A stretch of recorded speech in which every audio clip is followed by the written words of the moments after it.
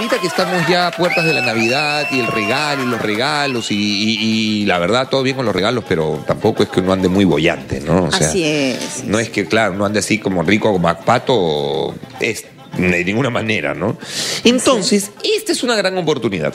Comenzó el gran cierrapuertas de Top y Top, 2x1 en blusas, camisas y pantalones para todas las edades. 2x1. Blusas, camisas y pantalones. Y está Carlita, yo tengo 10 sobrinos, compro 5, los otros 5 me caen ya peli. Visita las tiendas a nivel nacional, Top y Top, y regala lo mejor de nosotros esta Navidad con Top y Top. Ya saben, no se pierdan el 2x1 en blusas, camisas y pantalones. Promoción aplica en códigos seleccionados. Hasta agotar stock. Mosquéense. Más información, consultar en caja. Top y Top, me queda bien. Bueno, el siguiente tramo del programa me va a gustar mucho y estoy seguro que ustedes también, porque tiene que ver con un escritor, correcto, un catedrático de literatura latinoamericana en la Universidad de Carolina del Norte, Chapel Hill. Así se dice, ¿no? Chapel Hill. Entonces, es un hombre inteligente. Lo cual ya es bastante, ¿no? No sé cómo ha aceptado esta entrevista, pero bueno, ese ya será su problema. Osvaldo Estrada es de origen peruano, además, escritor de ficción, ensayista y profesor de literatura latinoamericana, como ya lo dije. Ha vivido aquí en nuestra ciudad hasta los 14 años y, va y viene desde que su familia emigró a los Estados Unidos. Tiene una serie de títulos editados, impresos. Y este libro, Luces de Emergencia, me llama particularmente la atención porque tiene que ver con historias de personajes en estos cuentos que están pidiendo auxilio de muchas maneras. Es una mirada, entonces, del dolor, ¿no? De gente con dolores de distintos tipos, ¿no? Y gente, por ejemplo, que es perseguida, los persigue la violencia política, la violencia doméstica. Cuentos de personas que anhelan escapar a otros mundos, emprender una peregrinación, que es el sueño de todos. Yo siempre quisiera emprender una peregrinación y mandarme a mudar y cambiar todo y a ver qué me ocurre, ¿no? Gente que echa raíces en otras tierras, lo cual no es fácil, o volver a nacer o morir sin que nadie lo sepa. El dolor, y por eso voy a detenerme aquí y creo que va a ser una gran conversación. El dolor se narra desde la perspectiva de un niño que cruza varias fronteras para encontrar refugio. Bueno, muy bien. Es una breve sinopsis, hay un poquito más de texto. Hola Osvaldo Estrada aquí en el programa. ¿Cómo estás, Osvaldo? Muy bien, muchísimas gracias por haberme invitado aquí. Es un placer, de verdad, estar aquí contigo. ¿Cómo tú decides entrar en estos cuentos, digamos, desde el dolor? Porque cuando tú escribes del dolor, no sé si lo tengas que haber vivido necesariamente, pero me imagino que algo por esa vereda has transitado, 1. 2, tu nivel de empatía está mucho más afinado que el del común denominador, porque, ¿no? Y eso como primer punto. Yo creo que uno siempre escribe desde lo que sabe, desde lo que sabe, ¿no? Claro. En el sentido de que, claro, tú has podido vivir ciertas experiencias como persona, como inmigrante. En mi caso, muchos de los personajes son inmigrantes que están pasando por una serie de experiencias traumatizantes en muchos sentidos. Pero a la vez también tienes que tener como escritor un buen oído para escuchar otras experiencias a otras personas y poder escribir en ese momento como niño, como señora, como un viejo en un asilo de ancianos y que te está contando su propia experiencia, por ejemplo, o como el de una mujer, que es uno de los cuentos que leí el otro día en la presentación del libro, ¿no? Que ha pasado por una serie de experiencias traumáticas y después de 40 y tantos años, al enfrentarse o que cree enfrentarse ante la persona que le causó todo ese mal, todavía siente ese dolor, esa angustia terrible, ese deseo de morirse, ¿no? Que yo creo que todos nos podemos identificar con algo así, ya sea que lo hayas vivido personalmente o no. Correcto. Claro. De hecho, es como cuando dicen, yo no tengo que ir a París para saber que ahí está la Torre Eiffel. Claro. ¿No? ¿Me entiendes? Sí, para conocerla. Pero yo me imagino que sí, pues tú estás mucho más afinado, como bien dices, ¿no? En la escucha y cómo percibes el entorno. O sea, los escritores Capital transitan por la fantasía, por la creatividad, la imaginación, pero además son recontra observadores. Claro, y estás pensando en esto, en la ficción, en el cuento, en la narrativa constantemente. Estás hablando con alguien, estás prestándole atención, pero de pronto te está contando su historia y no puedes dejar de pensar en eso. Lo tratas de irte por otro lado, y estás ahí y sigues pensándolo. Ahora, yo creo que ¿y cómo hace uno cuando...? Dime. No, perdón, lo bueno, yo creo, es cuando esa historia regresa, ¿no? Porque puede pasarnos ahorita, ¿no? Pero, no sé, pasa un mes y me acuerdo de algo que estamos haciendo ahorita y entonces es cuando me viene la voz del personaje y trato de capturarla en ese momento, ¿no? Pasa. Pero innegablemente, claro, o sea, es nuestra experiencia o la experiencia de alguien muy cercano a ti. Uno siempre, otra vez, ¿no? Es tu experiencia y tratas de transformarla en ficción, claro. ¿Y cómo hace uno para ser escritor? O sea, no sé. Es decir, claro, porque es... a mí me daría pánico que se me acabe el universo. ¿Me entiendes? Porque, claro, sacas uno y ya está. Bueno, claro. Le salieron las 30 ideas que tenía almacenadas a lo largo de su vida. ¿Y ahora qué? ¿Y ahora qué? Y el segundo, what the fuck. No, y ahora falta el tercero. Y ahora falta el tercero. Entonces, claro, tiene que ver con, efectivamente, conectas con algo que captas por ahí.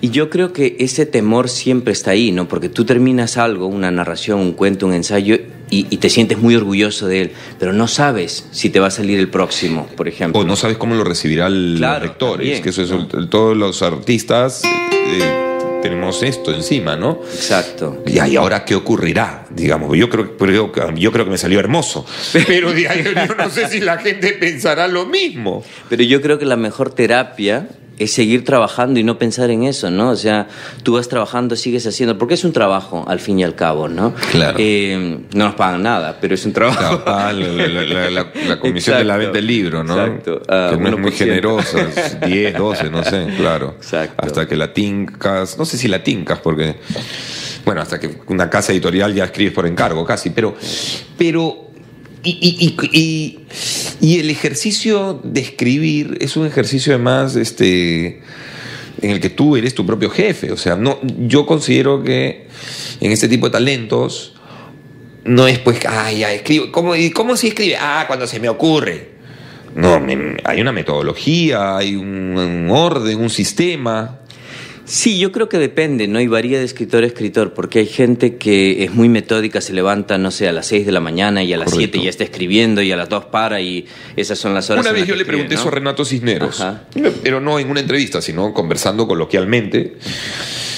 Y en esas conversaciones de ascensor, digamos, y le digo, oye, ¿y tú cómo es el tema que estás escribiendo? Me dijo, no, yo por reloj me he hecho un horario, ¿no? De tal hora a tal hora, sí o sí, me siento a escribir. Claro, y hay gente que tiene mucha disciplina y lo hace y lo logra. Sí. Yo soy un poquito desordenado más bien porque, bueno, como sabes, soy profesor. Claro. Y entonces, claro, tengo que preparar las clases, dictar las clases, luego llegar a casa. Entonces escribo cuando puedo, ya sea en la mañanita, en la tarde, en medio de las clases. ¿Y no te pasa que de pronto te viene un desborde creativo, una hemorragia de palabras? Y tengo que parar lo que estoy haciendo y escribo muchísimas veces a mano o a veces tengo que irme rápido a la computadora para anotar algo, así que puede ser en cualquier momento, ¿no? Yo, sin ser escritor, he tenido una columna en una revista durante unos buenos años y me ocurría muchas veces que era esta cosa hemorrágica, una hemorragia de letras, claro. De palabras, ¿no? Y hay que seguir eso. No, hay que seguir, claro, es una beta. Claro, tienes que hacerlo. Es una beta, vamos para adelante con todo. Claro. ¿No? Como también ha habido momentos donde me sentaba frente al papel y decía, ¿y ahora qué miércoles escribo? Y tengo que entregar. Claro. Pero igual, algo, o sea, es lo que dices. Enganchas con algo, claro, y vas. Es como cuando la gente te pregunta, pero ¿por qué decides escribir esta historia como mujer o como niño, como viejo? Es que escuché la historia de esa manera y tienes que seguir la historia por ahí. Porque la estoy escribiendo yo, no claro. Tú. Claro, o sea, porque me da la gana, pedazo de 6:18 en Capital, ya volvemos.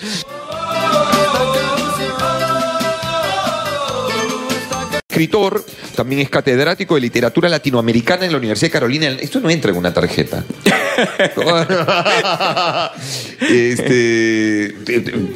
peruana, tu ascendencia peruana es por parte de madre, padre, de abuelos, sí. bisabuelos. Claro, tú naciste allá yo en nací allá por algún accidente de la vida. Un accidente, claro. pero... Y solamente estuve hasta los 4 meses y el resto del tiempo viví Estuviste aquí en el Perú, claro. Bueno, resulta que Osvaldo es escritor, ¿no? Y yo estoy fascinado y quiero que ustedes también sepan cómo es la vida de un escritor. O sea, es un pata que escribe cuentos. En el caso de Luces de Emergencia, que es su última entrega, son una serie de cuentos que además tienen que ver con seres, personas que piden auxilio de muchas maneras, ¿no? Interesante, la verdad, interesante. Tiene que ver, me imagino, con un poco de dolor también, ¿no? Claro. Y yo creo que todos pasamos por experiencias así, Todos, ¿no? De dolor todos. de algún tipo. O sea, es necesario el dolor. Y yo creo por eso es bueno... El dolor pule. Claro. Y la literatura es la manera de canalizar eso o de expresar esas emociones que de otra manera a veces no puedes ni expresarlas. Y se convierten en enfermedades. Exacto. Ahora, ya, entonces tú eres un cuentero. Un cuentero. ¿Eres casado, no? Soy casado, tengo una hija de 4 años. ¿Y te cree tu esposa? No me cree nada ahora, claro. claro. Yo sí tengo de esposo, un escritor, una escritora, yo no le creo un pito. O sea, es un cuentero de miércoles, te está metiendo un cuento. Me acuerdo cuando le estaba proponiendo matrimonio y se empezó a reír. Le decía, no, es de verdad. Es un chiste. Es de verdad, Claro. quiero casarme contigo, ¿no? Claro. Y el estrés, me imagino, de un escritor es, bueno, primero encontrar su estilo también, ¿no? Que no es un estrés, eso va ocurriendo simplemente. Sí, porque al principio, y en mi caso más siendo profesor de literatura latinoamericana, tienes todos estos grandes modelos y tú dices, ¿cómo puedo yo superarlos? ¿Qué puedo agregar yo? ¿No? Claro. Pero luego te das cuenta que no tienes que agregar nada, lo que decíamos hace un rato. Sí, eres tú nomás. Eres tú y sea bueno o malo, pero eres tú, ¿no? Entonces, lo primero, claro, y como buen lector latinoamericano, leer a Borges, leer a Cortázar, pues. leer a Rulfo, o a escritoras como, por ejemplo, Amparo Dávila, Inés Arredondo, es fascinante, pero a la vez te puede matar también, ¿no? Qué inventiva. A mí me encanta Cortázar. Sí. O sea, es un tipo... Y Rayuela, después, entre las obras, dices, miércoles, ¿cómo pudo escribir? ¿Cómo pudo? ¿No? Claro. Qué locura. Yo no creo que pueda escribir nunca Rayuela, ¿no? No, yo ni drogas, yo ni drogado. Me sale, mira, yo Rayuela, justo te rayo una hoja, de Rayuela estoy yo, de rayado. Son las 6:24, llámanos al 212-5353 para que puedas conversar con Osvaldo Estrada, que nos cuenta sobre su libro Luces de Emergencia. Y de todas las historias, ¿cuál es la que a ti más te quebró mientras escribías? Porque hay momentos, a mí me ha pasado escribir algunas cosas y me voy en llanto mal. Uy, es como si le preguntaras a un hijo de los 10 que tienes, ¿cuál te sí, gusta más? Cierto. ¿No? No, pero ¿cuál? Mira, la primera historia con la que abre el cuento me sorprendió a mí porque escuchaba la voz de un niño que estaba cruzando a los Estados Unidos, que trata de llegar ahí, pero ni yo mismo sabía cómo iba a terminar esa historia. No, no sabía que iba a ser un final como el que es. No, voy a revelar cuál es. No, obvio. Pero claro, escuchaba la voz y lo sufría. Y lo sufría porque estaba tratado. Claro, yo nunca he vivido una experiencia así, ¿no? Como la de cruzar una frontera. Pero sobre todo ahora, esa información, claro, y sobre todo ahora, ¿no? Que ves a todos estos niños que vienen de Centroamérica y el niño es centroamericano y habla como centroamericano. Yo no hablo como centroamericano. Correcto. Lo sufrí muchísimo, mucho mientras lo estaba escribiendo y el final también, ¿no? Claro. O sea, escuchabas la voz de un niño. Sí. Eso es esquizofrenia, maestro. No, ya. Necesito ayuda. Eso es si conoces a alguien que me pueda máster. ayudar. Yo no te puedo ayudar, pero yo también escucho voces. 6:25 p.m. Llámanos 212-5353. Bueno, Osvaldo, entonces, quiero que ese es un lindo regalo por Navidad, por ejemplo. Es un lindo regalo, regalar cuentos, regalar historias además.